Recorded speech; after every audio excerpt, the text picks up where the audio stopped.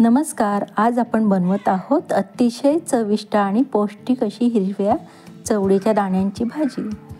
त्यासाठी एक मोठं बाउल मी चवळीचे दाणे सोलून घेतले, कोथिंबीर, 5-6 हिरव्या मिरच्या, लसणाच्या पाकळ्या 5-6, अर्धी वाटी शेंगदाणे, हिंग, चवीनुसार मीठ, हळद आणि फोडणीसाठी जिरा आणि मोहरी.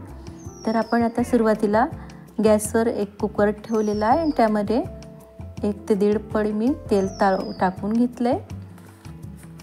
त्यामध्ये आपण चवळीचे दाणे परतून घेणार आहोत. त्यामध्ये आपण थोडंसं मीठ पण घालून घेत आहोत. 2 ते 3 मिनिटं आपण चवळीचे दाणे परतून घेतले आहे.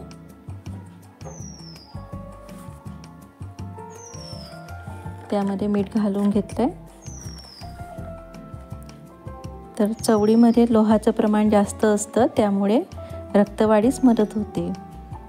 त्यामध्ये आता आपण पाणी, चवळी शिजेल तितपत पाणी टाकून घेतलं आणि कुकरला आपण 1 ते 2 शिटी आपण काढून घेणार आहोत.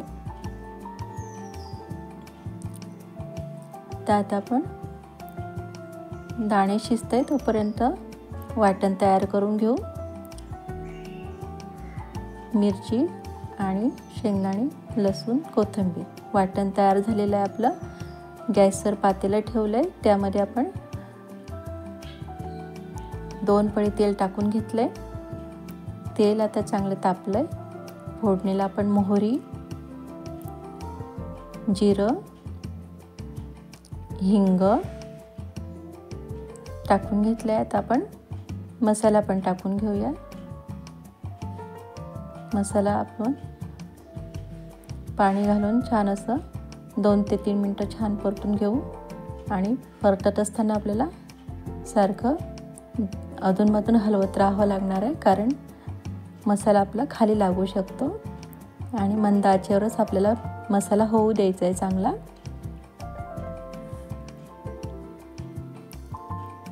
त्यामध्ये आपण मीठ घालून घेतलंय. चवळीमध्ये पण आपण शिजताना मीठ घातलंय, त्यामुळे आपण मसाल्यातही थोडंच मीठ घातलंय. आपला मसाला छान असा परतत आलेला आहे. तर तेल सुटेपर्यंत आपल्याला मसाला चांगला भाजून घ्यायचा आहे. तेल चांगलं सुटलेलं आहे. आता आपलं चवळीचे दाणे शिजले, ते पण आपण घालून घेऊया आता मसाल्यामध्ये. आणि तुम्हाला जसा रसा हवा आहे त्यानुसार आपण यामध्ये पाणी घालू शकताय. तुम्हाला पातळ पाहिजे तेवढं तुम्ही पाणी वाढवू शकताय. गरम गरम चपातीसोबत, भाकरीसोबत ही भाजी खाऊ शकता. अतिशय चविष्ट लागते.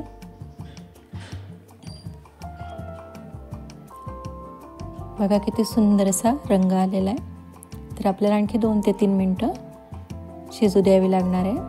त्यामध्ये आपण आता कोथिंबीर घालून घेतोय.